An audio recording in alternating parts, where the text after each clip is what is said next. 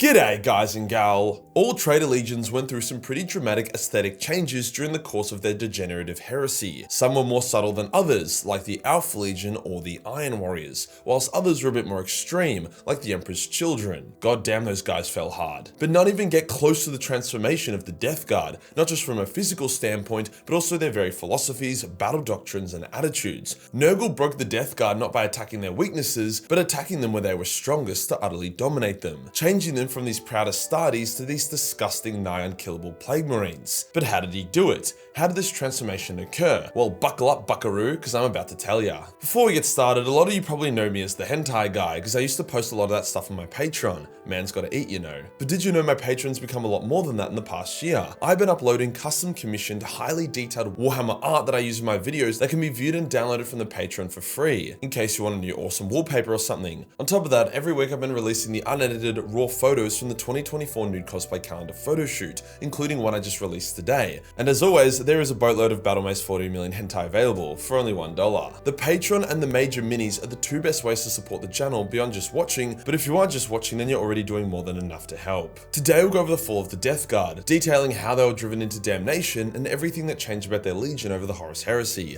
Let's get into it.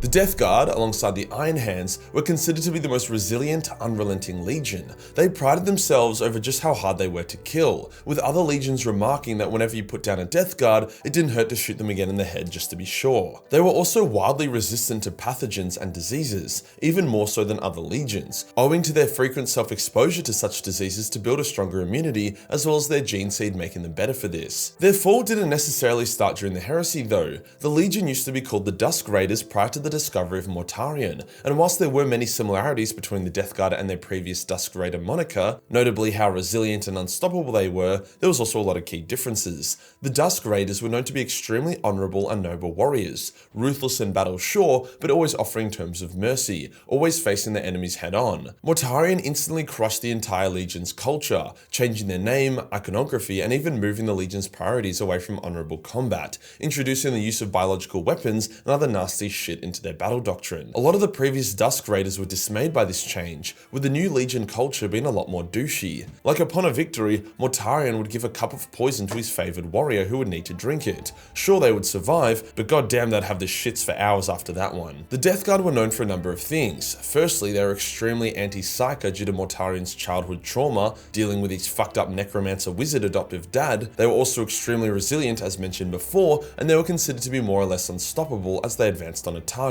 Because of these traits, a lot of people were surprised that Mortarion joined the traitors. Even the Emperor was surprised, as the traitors were super into warp voodoo whilst the Imperium had banned it. It was this hypocritical decision that showed the chink in the Deathguard's armor that Nurgle would exploit. Chaos began subtly trying to break down Mortarion's resolve. Morty was curious about demons and the warp after seeing what he had seen as well as speaking with Lorgar. Morty himself was a powerful psyker after all, he just suppressed it. The warp promised him power and it also promised him shortcuts. Mortarion actually sacrificed a chunk of his elite Death Shroud bodyguard in order to summon a super demon to help him win a war, whilst in another instance he captured a possessed human to try and interrogate it. When it attacked him, he was forced to use his psychic abilities to defend himself. So Mr. I Hate Psychers had ended up becoming one of them. Morty being a little bitch was only one end of the stick though. First Captain Callus Typhon of the Deathguard was also a psyker, but more than that, he was a secret agent of Nurgle, getting secretly corrupted prior to the heresy. Typhon wasn't a fan of how Mortarion was blueballing Nurgle by refusing to commit or serve the Plague Father.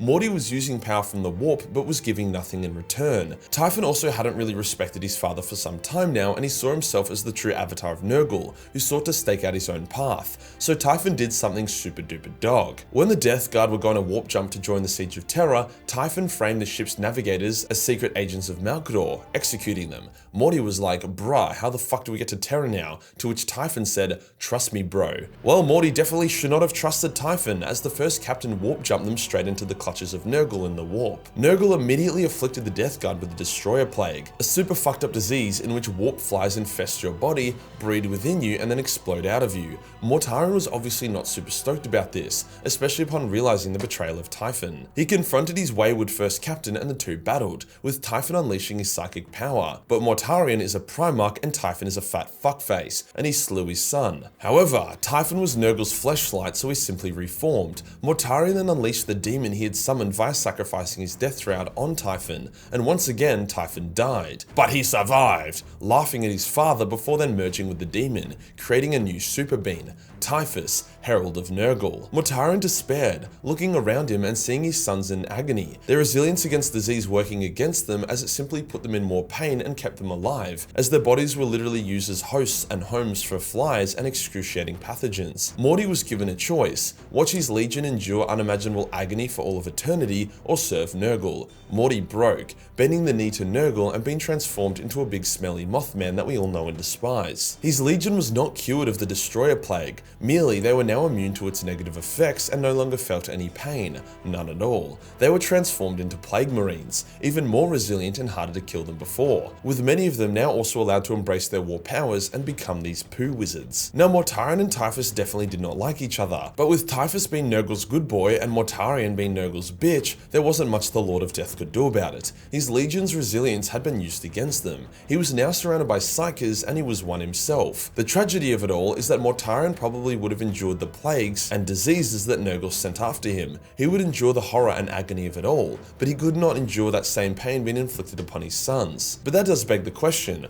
could Mortarion have actually prevented this fate for his legion, or was this his inevitable fate as soon as he joined the traitors? If Mortarion had stuck to his morals, such as continuing to completely reject any form of warp sorcery, and he kept a tighter leash on Typhon, yes, he probably could have avoided this. Typhon ditched Morty to do his own shit during the heresy, and Morty just kind of copped it. Typhon making the executive decision to kill the fleet's navigators, before then saying, "Don't worry, me and my wizards can navigate instead," it was a massive red flag that Morty just ignored. Once in the warp, could he have saved his sons? Well, maybe, if he knew exactly what he needed to do. If Morty was able to find and slay all the Nurglite wizards, and then get to the command bridge and exit the warp, then maybe, but who knows how much of the Legion would escape with him, and most of them were already infected with the Destroyer Plague by then anyway. Nah, to be honest, once he was in Nurgle's clutches, he was pretty fucked, especially since Nurgle placed him in a pocket dimension outside of time. So even if his Legion endured the agony of their situation for 1,000,000 years, no time would have actually passed in real space. They were, for lack of a better term, turbo-fucked. To this day, the Legion is still full of Plague Marines. It's their new norm, and they're recruiting more and more every day.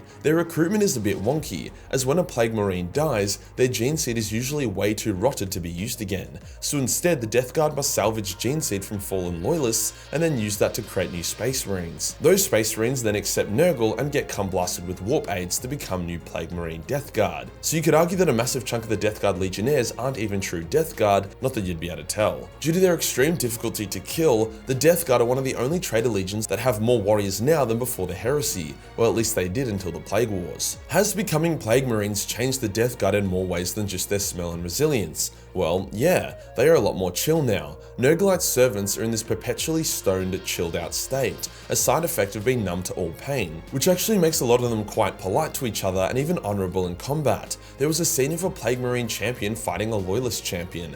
He is so impressed with the Loyalist bravery that he gives them a clean death and he promises not to violate he or his warriors' corpses, i.e. he won't steal their gene seed and corrupt it. Other scenes involve Deathguard speaking quite casually to Nurglite demons, and just all round being more chill than when they weren't Plague Marines. Pre-Plague Marine traitor Deathguard were all a bunch of turbo douchebag assholes. I honestly didn't like a single one of them, only the word bearers were more douchey. If you enjoyed the video and you want to support the channel, then Patreon is the place to be, where we've just uploaded a new unedited raw photo from the 2024 nude cosplay calendar. Hit the subscribe button and hit the real subscribe button for more smelly shit content. Join the Discord for more memes and I'll see you in the next one. Peace.